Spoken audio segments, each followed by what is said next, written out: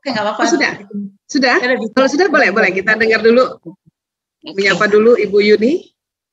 Assalamualaikum warahmatullahi wabarakatuh, Bu Isa. Waalaikumsalam. Masya Allah, senang banget. Sampai gemeter. Masya Allah, tabarakallah. Karena sering salam ikutin kenal kita terus gitu loh. Dan saya usahakan praktekin juga. Maya, terima kasih banyak dikasih waktu untuk bertanya. Pertanyaan saya kan sering dengar kalau dengan otak kita, kalau kita selalu harus bilang positif terus gitu loh, jangan negatif gitu. Seperti misalnya saya sakit gitu badannya, terus bilang saya sakit gitu loh. Tapi kita harus bilang harus sembuh gitu. Nah, pertanyaan ini beda dengan dengan yang saya bilang tadi. Ada teman saya kalau bertemu dengan teman yang lain, teman akrab, itu punya anak umur 3-4 tahun, laki dan perempuan. Setiap bertemu itu selalu bilang, ini calon ibu mertuamu, kita besanan ya. Itu bilangnya udah semenjak anaknya masih baru umur 2 tahun. Jadi udah 2 tahun itu setiap bertemu selalu bilang, ini calonmu, selalu bilang begitu.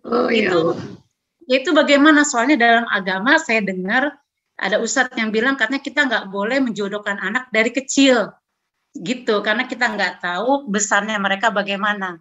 Itu aja. Itu bagaimana maksudnya untuk mempengaruhi ke anak atau enggak untuk perkembangannya gitu loh. Karena selalu dibilang seperti itu gitu. Itu aja Bu Isa. Terima kasih. Assalamualaikum warahmatullahi wabarakatuh. Waalaikumsalam warahmatullahi wabarakatuh. Terima kasih Bu Yuni. Brand. Itu bacanya gimana? Brand. Ya. Brand. Oh, keren. Sama Bu. Adapun tadi Bu Yuni cerita tentang ya apakah kita harus positif terus? Bukan positif terus. Kita berupaya ikhtiar untuk naik level positif. Karena di emosi ini boleh kok sedih. Apalagi lagi kayak gini sedih. Nah, waktu sedih kita tenang dulu, duduk dulu. Rasakan sedih itu. Rasakan khawatir itu. Siapa yang nggak khawatir lagi pandemi ini? Bukan harus positif, bukan. Yang diminta adalah sewaktu turun level emosimu, ya cepat-cepatlah move on ke atas dengan menyebut Allah. Sehingga ya yang ada di sini lebih seringnya, saya katakan bukan harus ya, bukan selalu ya, lebih seringnya ada di nafsu mutmainnah. Agar apa? Agar hidup kita beruntung. Tidak sakit, ya, tidak capek, tidak penat, disenangi orang, disenangi anak-anak, tetap cantik, karena nggak berat, mukanya nggak berat. Tapi kalau kita ya marah, kesel, terus-terusan marah, terus-terusan sedih, lama-lama energinya itu ke muka. Senyum pun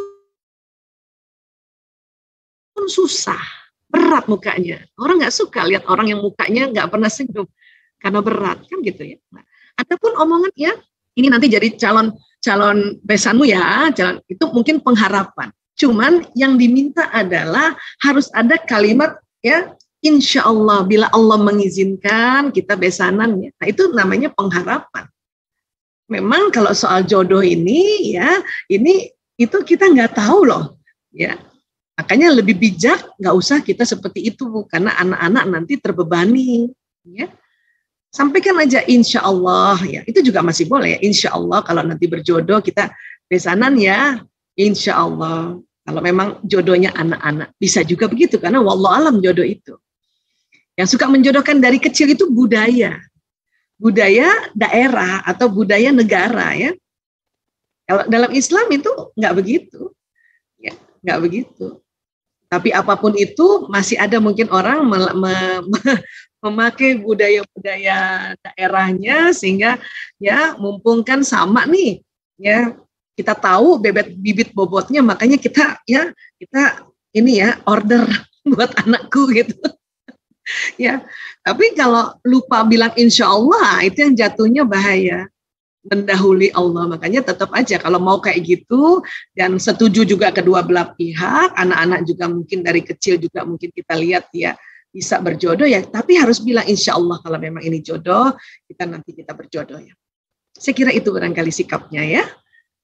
Kurang lebih seperti itu Mbak Linda, mudah-mudahan sudah terjawab.